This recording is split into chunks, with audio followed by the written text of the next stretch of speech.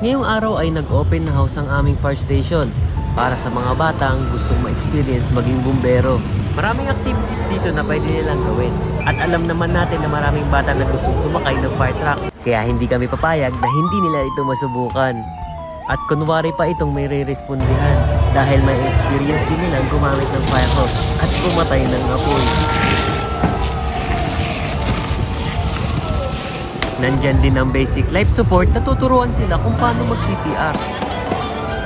May experience mag-rappel at kung paano sila i-rescue para hindi na sila masyadong matakot once na dumating ang ganitong sitwasyon na hindi natin inaasahan. Meron ding simulation ng zero visibility. Pwede itong gawin sa bahay na pagsanay lumabas ng bahay kahit walang nakikita. Nandito nga din pala si Tomika, ang cute na fire truck na nakita ko. At sobrang kinagiliwan siya dito. Hindi lang ng mga bata, kundi ng mga magulang nito.